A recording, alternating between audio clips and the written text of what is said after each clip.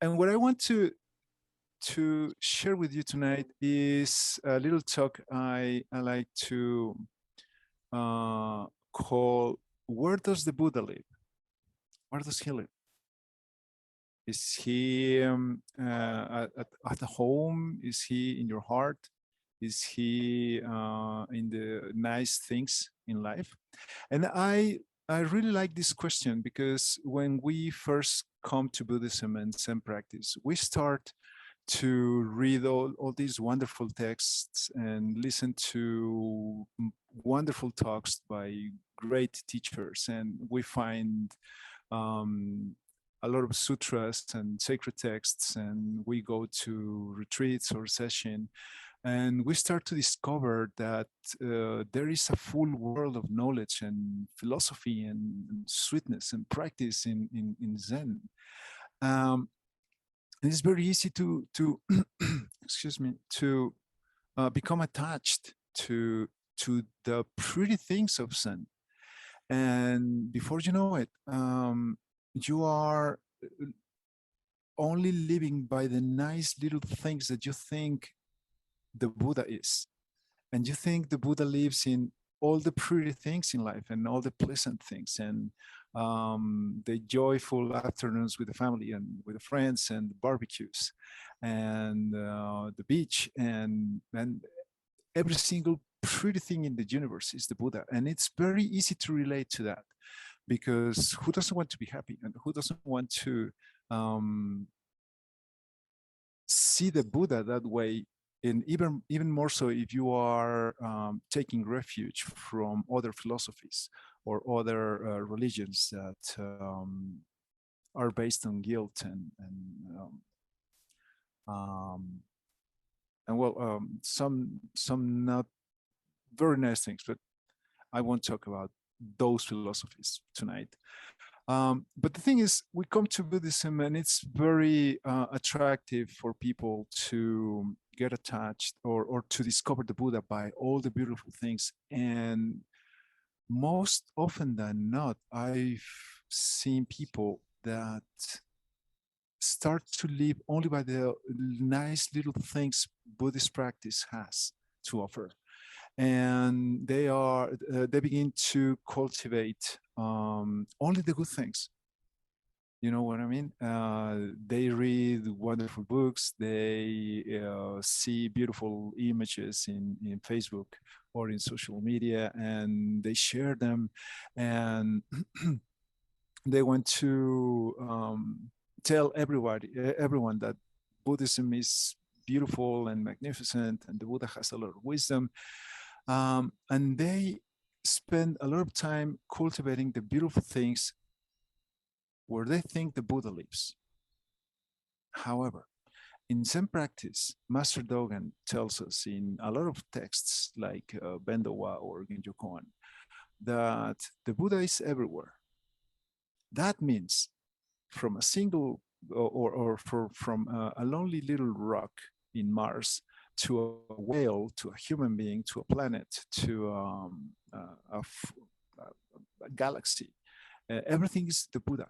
And Master Dogen says quite often that you can find the Buddha pretty much everywhere, and that this life is complete. It's whole, and it can't be divided in tiny pieces, and to separate, to skim away the things that we don't like, and only keep the pleasant things, right? So we believe that the Buddha lives in the beautiful things, but Zen practice and Master Dogen and Bodhidharma and all the patriarchs of Chan Buddhism, they are very consistent in the message that everything is Buddha. So the Buddha, he doesn't live precisely in the pleasant things. The Buddha and the Buddha Dharma, they live in the things we don't like, in the things we try to avoid, in the things we hide from even ourselves and from society. The Buddha lives in COVID, and it lives in war, and he lives in conflict and in pain and broken hearts and goodbyes and separations and in death. Why do I say this? Because everything that we have been studying in texts and books and with our teachers prepare us for the moment when we need to remain calm, when we need to put all those teachings to the test. It's really nice to see the Four Noble Truths in a sunset in the beach. It's beautiful and it all makes sense. But the Buddha lives where conflict lives. The Buddha lives where the things you don't like manifest, and you need all the Buddha Dharma and everything you have been reading and learning in order to sail the waves of samsara and to cross to the other side and to learn, to grow, and to understand. So I like to say that the Buddha lives not only in the good things and the beautiful things. The Buddha lives in the things we don't like, in the things we repel and we try to hide even from ourselves. And Zen practice allows us to see the Buddha not only in a beautiful picture, but in every single molecule of life and every single second of life. The Buddha is this moment, and this moment not only has chocolate cakes, this moment has conflict, this moment has pain and goodbyes. And if we close ourselves to that, then I think the Buddha Dharma, it serves only half a purpose of what it was intended to. The Buddha manifests himself right in front of us in conflict and in tears, right? So it's very easy to get attached to Zen practice and to Shikantaza and to Zazen, that even though our teachers tell us that Zazen is good for nothing and for anything at all, and that we shouldn't be clinging onto Zen practice itself, it feels good to do that. It feels good to sit with the Sangha. It feels good to follow your teacher and to talk to him or to her. But all this knowledge wouldn't mean anything if it wasn't there to save us from suffering, right?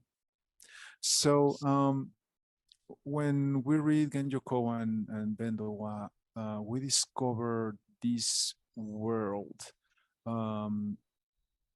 where we can find the Buddha everywhere. So where does the Buddha live?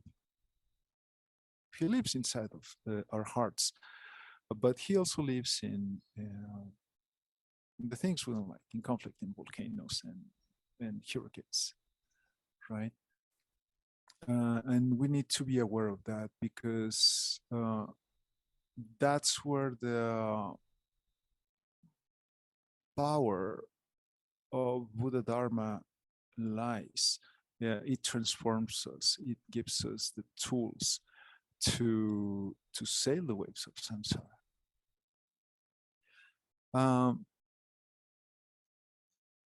So whenever we face problems, whenever we face those parts of our personalities that we don't like, we need to remind ourselves that that also is Buddha, that the Buddha lives also there. And by doing this, we are training ourselves to see the Buddha everywhere. And beauty is not only in the pretty images, in the pretty memes in Facebook. The Buddha, you can find the Buddha and you can find beauty even in conflict, even in chaos. Because life is that big, is that magnificent, and that's the cosmic body of the Buddha, Dharmakaya. And the other aspect is that Zen practice allows us, by forgetting all about it, all the pieces of the puzzle become aligned, like Lego pieces. They start to fall, not like Tetris pieces. They start to fall and they start to snap onto themselves. And when you see life a little bit from afar during Shikantaza, you can see that everything is really okay, even conflict, that everything is Buddha. And the Buddha lives all around you and inside you. And that's how we can find him. That's how we can know where he lives.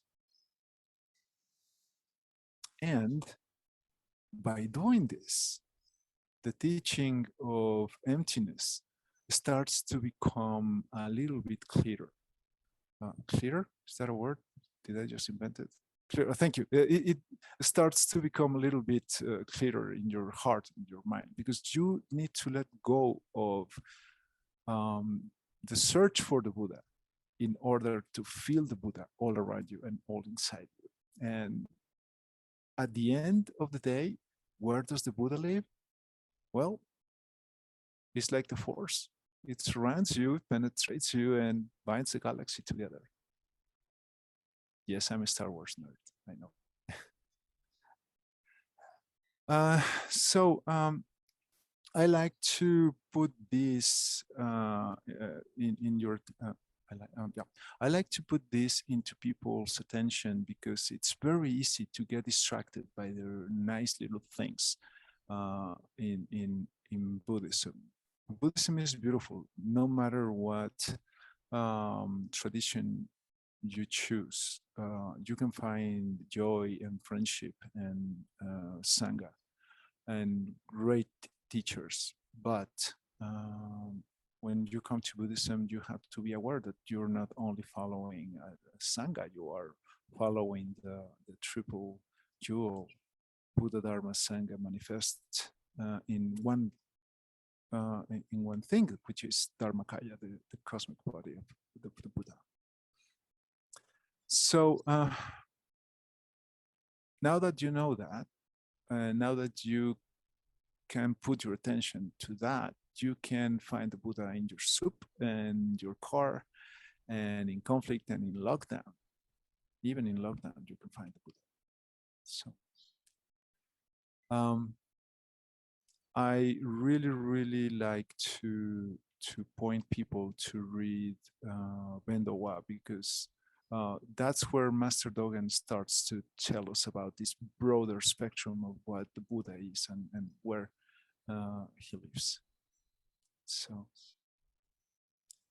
that's what I wanted to share with you tonight. It was a short talk, I know, but if you have any questions, please.